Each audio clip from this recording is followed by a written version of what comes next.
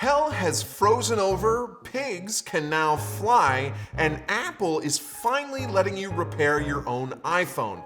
One of those statements is actually true, and we're going to talk about which one right now.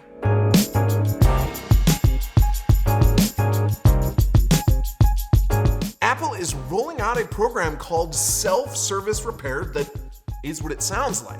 DIY repair capabilities, so if you break your iPhone screen, you can fix it yourself. You can repair your own Mac. You don't have to send it to Apple and pay hundreds for a new part or find an authorized repair center near you. You just do it yourself, and it is a break in character for Apple, to be sure.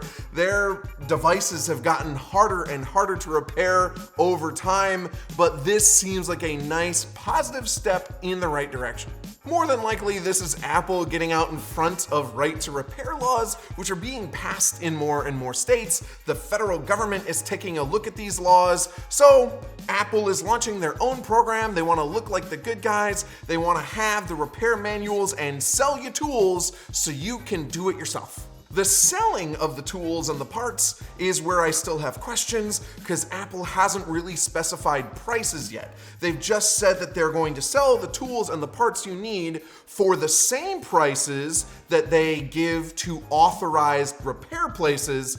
But if you are buying a tool for a one-time use, I'm not sure if that's going to be worth the cost versus a repair place that is going to look at it as an investment and use that tool all the time. Still, I'm not going to complain about this nice positive step until we actually see those prices, but I'm still going to be a little skeptical. The program is going to start next year. Apple's going to roll out more than 200 parts and pieces so that you can repair the iPhone 12, which came out last year, and the iPhone 13, which came out in September. After iPhones, the next step for Apple will be rolling out what you need to repair Macs, specifically those with Apple's proprietary M1 chip. With each of these, Apple will publish manuals that you can look up when you need to solve a problem. You'll be able to read through the steps, and then you can order either the tools or the replacement parts. If you need just to recalibrate a part you have, supposedly Apple will also provide the tool necessary to do that. Specifically, they'll be targeting common problems from the iPhone 12, the iPhone 13, the Macs that fall outside of Apple's warranty, because if it glitches in a way that's still covered by the warranty, you don't have to spend the effort. Apple will do that for you for free still.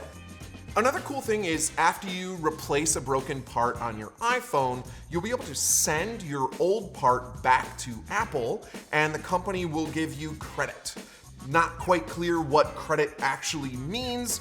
Maybe a gold sticker or something shiny, probably cents on the dollar for what you paid for that part in the first place, but it's at the very least nice of Apple to take that into consideration and give you incentive to recycle your old part.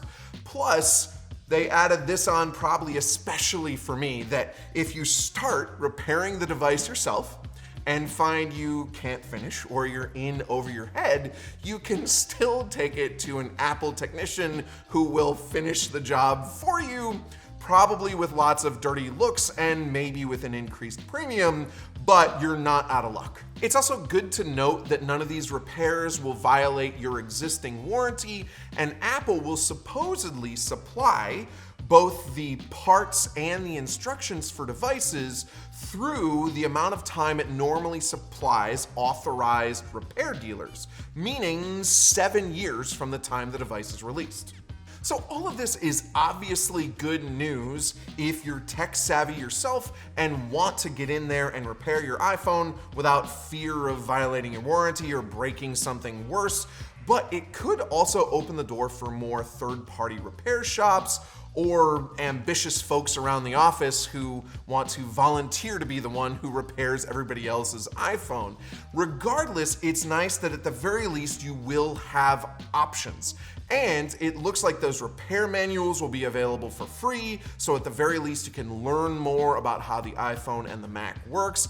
And if the parts and the tools aren't that expensive, it could genuinely be a pro-consumer move.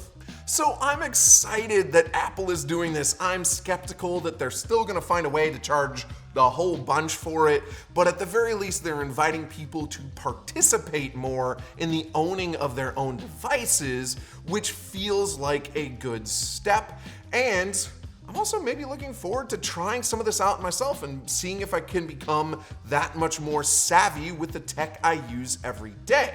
How do you feel about these changes and the self-service repair program? Are you gonna be the one to try repairing your own iPhone 13? Comment below to let me know, and thank you for watching. Please hit that thumbs up button if you enjoyed the video and subscribe to CNET's YouTube channel for more.